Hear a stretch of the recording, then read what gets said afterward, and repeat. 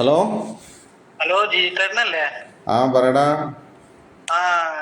ചേട്ടൻ ഫ്രീ ആണോ? ഫ്രീ ആണ്, പറഞ്ഞോ. അല്ല, എനിക്ക് കാര്യം അറിയാനായിരുന്നു. ഞാനിവിടെ റൂമിലെ പിള്ളേരൊക്കെ ആകെ ഡിസ്കഷനും കാര്യങ്ങളൊക്കെ ഞാൻ ആകെ കൺഫ്യൂസ്ഡ് ആണ്. എന്താ പ്രശ്നം? കാര്യം അറിയാൻ വേണ്ടിട്ടായിരുന്നോ. ഞാന് കോട്ടയം വന്നിരുന്നു നാട്ടിലേക്ക്. ഇവിടുന്ന് ലീവൊക്കെ എടുത്തിട്ടാണ് വന്നത്. അപ്പൊ അതിന്റെ കാര്യത്തില് ഡൗട്ടാണ്. ഇപ്പൊ ഇലക്ട്രോണിക് വോട്ടിംഗ് മെഷീൻ ഉണ്ടല്ലോ, അതിലെന്തെങ്കിലും നമുക്ക് മാനിപ്പുലേറ്റ് ചെയ്യാനോ കാര്യങ്ങളോ എന്തെങ്കിലുമൊക്കെ പറ്റുമോ എന്ന് അറിയാൻ വേണ്ടിട്ടാ. നിങ്ങള് ആർക്കിടെക്ട് അല്ലേ ഇതിന്റെ കാര്യത്തില്, അത് അറിയാൻ വേണ്ടിട്ടായിരുന്നു. ശരിയാണ്, ഒരുപാട് പേര് ഇങ്ങനെ ചോദിക്കുന്നുണ്ട് ജിഷ്ണുട്ടാ. ഞാനൊരു കാര്യം ചെയ്യാം, ഞാൻ അതൊന്ന് റിസർച്ച് ചെയ്തിട്ട് ഞാൻ നിനക്ക് തിരിച്ചു പറഞ്ഞുതരാം കേട്ടോ. ഓക്കെടാ. ശരി. അപ്പോൾ ഫ്രണ്ട്സ്, എല്ലാവർക്കും ഉള്ള ഒരു ഡൗട്ടാണ് ഇലക്ട്രോണിക് വോട്ടിംഗ് മെഷീനിൽ കള്ളത്തരം സംഭവിക്കുക, എന്തെങ്കിലും മാനിപ്പുലേറ്റ് ചെയ്യാൻ പറ്റുമോ എന്നുള്ളത്.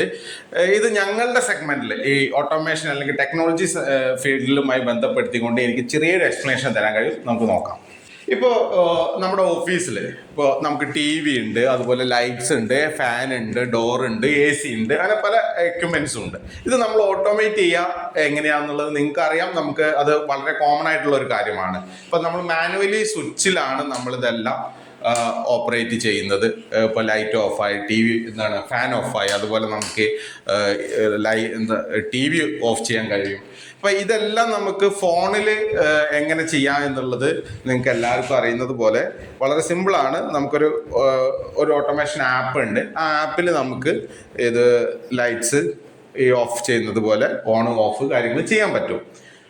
പക്ഷേ ഇതിന് വേറെ രീതിയിലോട്ട് എങ്ങനെ ഉപയോഗിക്കാം എന്നുള്ളതിലാണ് എനിക്ക് ഇതിൻ്റെ ഒരു എക്സ്പ്ലനേഷൻ തരാനുള്ളത്. ഓക്കെ, ഇപ്പോൾ വോട്ടിംഗ് മെഷീനിൽ എന്താണ് സംഭവിക്കുന്നതെന്നാണ് എല്ലാവരും പറയുന്നത്. നമ്മൾ ഒരു ബട്ടണിൽ ക്ലിക്ക് ചെയ്യുമ്പോൾ, അല്ലെങ്കിൽ 3 വട്ടം ഒരു ബട്ടണിൽ ക്ലിക്ക് ചെയ്യുമ്പോൾ ഒരു വോട്ട് വേറൊരു ചിഹ്നത്തിന് പോകുന്നു എന്നുള്ളതാണ് ഡൗട്ട്. അതാണല്ലോ ഡൗട്ട്. ഇപ്പം ഇവിടെ പറയുമ്പോൾ നമുക്ക് ഒരു ബട്ടൺ അമർത്തുമ്പോൾ ഒരു സ്വിച്ചോ അല്ലെങ്കിൽ ഒരു ലൈറ്റോ ഓൺ ആവുന്നു.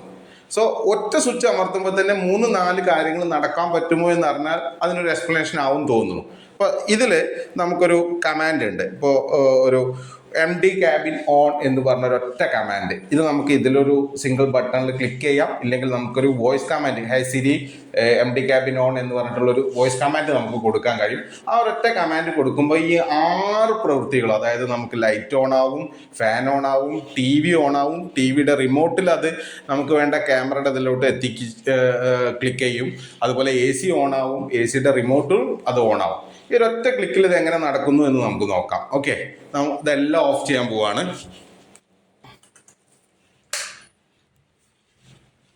ഇപ്പോൾ എല്ലാം ഓഫായിട്ടുള്ള സിറ്റുവേഷനാണ്. ഞാനിപ്പോൾ ഓഫീസിലോട്ട് വരുന്ന ഒരു സീനാണിത്. അപ്പോൾ ഈ സീനിലോട്ട് ഞാൻ കയറി വരുമ്പോൾ തന്നെ നമുക്ക് ഈ MD ക്യാബിൻ ഓൺ എന്ന് പറഞ്ഞിട്ടുള്ള ഈ ഇത് ജസ്റ്റ് ഒന്ന് നമുക്ക് ക്ലിക്ക് ചെയ്ത് കഴിഞ്ഞാൽ കണ്ടോ, ലൈറ്റ് ഓണായി, ഫാൻ ഓണായി, അതുപോലെ നമുക്ക് TV ഓണായി, AC ഓണായി. അപ്പോൾ ഇതുപോലെ തന്നെയാണ് നമുക്ക് വോട്ടിംഗ് മെഷീനിലും ഒരു 3 ബട്ടൺ നമ്മൾ ഒരു ചിഹ്നത്തിന് നമ്മൾ മാർക്ക് ചെയ്യുമ്പോൾ 4ാമത് ഒരു വോട്ട് വേറൊരിതിനോട്ട് പോകാൻ പറ്റുമോ എന്നുള്ളത് ഇതുപോലെ പ്രോഗ്രാം ചെയ്യുന്നതാണ്. സോ ഇതിലെല്ലാം യൂസ് ചെയ്യുന്നത് മൈക്രോ കൺട്രോളർ എന്ന് പറഞ്ഞിട്ടുള്ള ചെറിയൊരു ചിപ്പാണ്.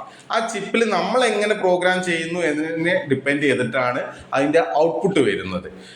പക്ഷേ ഇപ്പോൾ നിങ്ങളെല്ലാവരും വായിച്ചു കാണും, ഒരു 2 വീക്സ് മുമ്പ് സുപ്രീം കോടതിൻ്റെ ഒരു സ്റ്റേറ്റ്മെൻറ്റ് വന്നിരുന്നു. അതിൽ യൂസ് ചെയ്യുന്ന ചിപ്പുകൾ റീറൈറ്റബിൾ അല്ല, നമുക്ക് എക്സ്ട്രാ പ്രോഗ്രാംസ് നമുക്കതിൽ റൈറ്റ് ചെയ്യാൻ കഴിയില്ല എന്നുള്ളത്.